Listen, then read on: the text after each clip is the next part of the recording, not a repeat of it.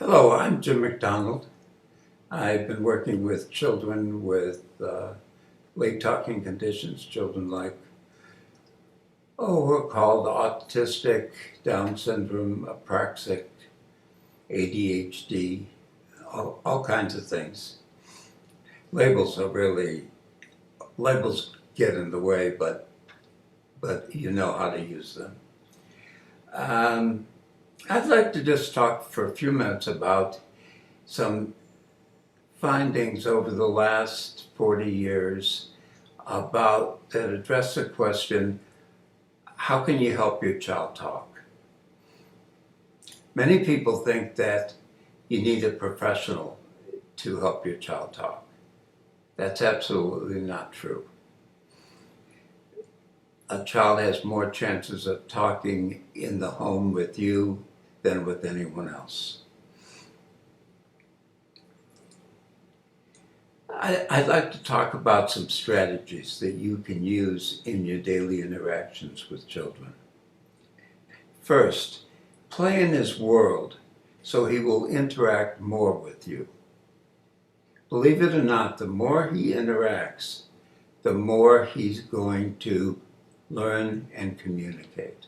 And by interaction, I mean simply do something back and forth with you, and it can be very playful. The more playful you are, the more your child's going to stay and learn with you. Secondly, match his actions. That is, act in ways the child acts. Then show him the next step. Matching his actions means doing things that are possible for him to do. In the research that I did at Ohio State University, I found that it was very common that adults would talk in adult ways to children who were just starting to talk. And so when the child would point and say light, the mother might say, oh, that's a fluorescent light. Fluorescent lights are a lot cheaper and they last a lot longer. And we've got a fluorescent light in the kitchen. Well, that might be nice information for some people, but that was too much language for him to learn. So I would call that being mismatched, that it wasn't possible for the child to do. Keep in mind that what you want to be is a possible partner. Because a lot of times when you're playing with your child, you might show him how to make the whole bridge, but not show him how to do the next step. He's going to stay he's going to stay with you more and learn from you more if you show him just the next step. Third, match his communications. So when he points to something and says, ah, what I'd like you to do is to say, ah, and then juice, or ah, and whatever he's pointing to. So it's like translating his nonverbal communication into verbal communication, but translating only at the word level. A lot of times people will say, well, he's not communicating, when you really mean he's not talking in the ways you do. So take every movement and every sound of your child and put a word on it. That's the way he's going to learn that words stand for the things that he's non-verbally talking about. Get into his worlds of sounds and actions. People are so hungry for a child to talk that they talk. They just keep talking, and they talk, and they talk, and they talk. And the child is living in a world of actions and sounds.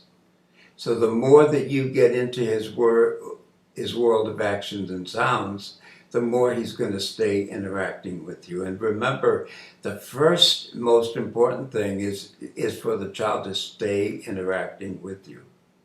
Even if you have to start imitating the goofy little things that he does, he'll enjoy that and he'll stay with you. Then you can start putting words on those actions and sounds. But don't jump to language too soon. We know an awful lot of children who know a lot of words but don't communicate with them.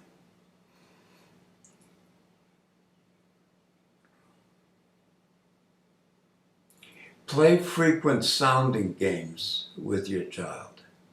So think of learning language like a little boy who is wanting, let's say a 5-year-old boy who's wanting to throw a ball back and forth.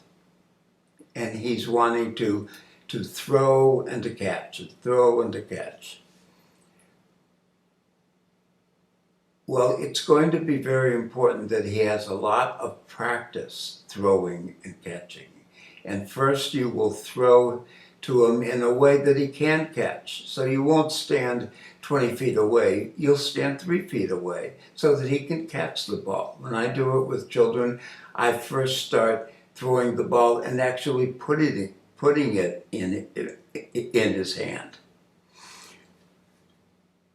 So, but the more that you throw the ball back and forth, the more skilled he's going to be.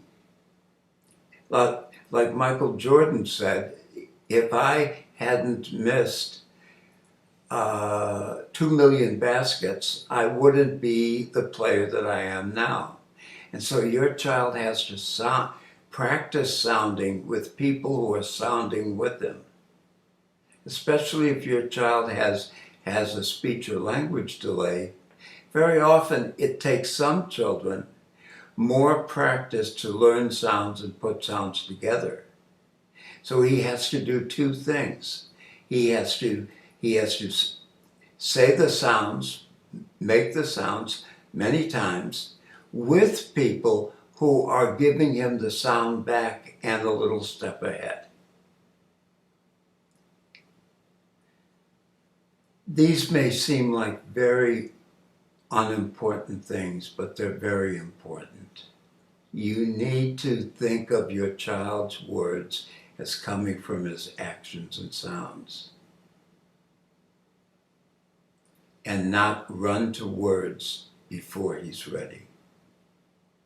Very often I have seen in my years of clinical work, parents and professionals will ignore a child's actions and sounds, just ignore them and wait for words, then respond to what words the child says, but not respond to those many sounds and actions that are steps to those words.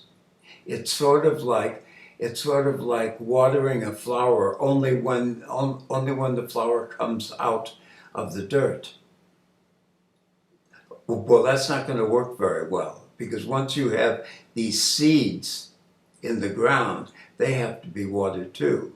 And the sounds and the actions are the seeds to words. They're the action is the meaning to word, and the sound is the beginning word.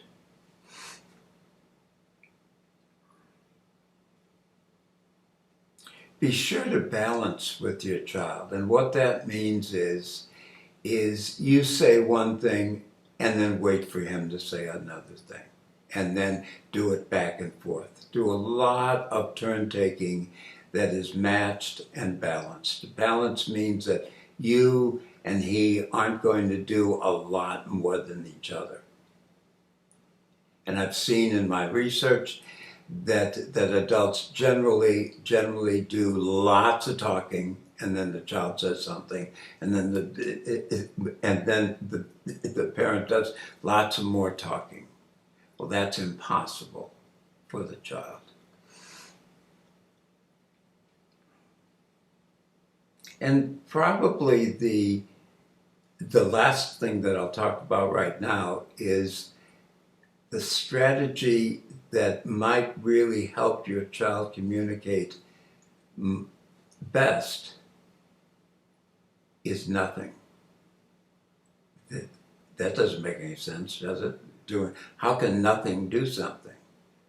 Well, if you define nothing as waiting, waiting silently, it does a lot. I learned to wait when I found out that when I waited, a child showed me something I didn't know he or she could do. And that was a big revelation to me. And I've been waiting and teaching parents to wait and teaching professionals to wait for many years. And parents constantly say, the more I wait, the more he will do. Because check yourself, you may be in the habit of doing so much for your child, of talking for your child when he can talk for himself, of feeding him when he can feed himself, of dressing him when he can dress himself. That problem of learned helplessness is a big one. When we're worried about a child, we tend to do things for them. And if you simply wait, if you do one thing and then wait until he does something, that's a good way to get interaction going, to get a social life going, and to begin teaching him how to talk. Thank you for your time. And look at the other videos if you like. And and check out the website. It's www.communicatingpartners.com. We've got a lot of information there.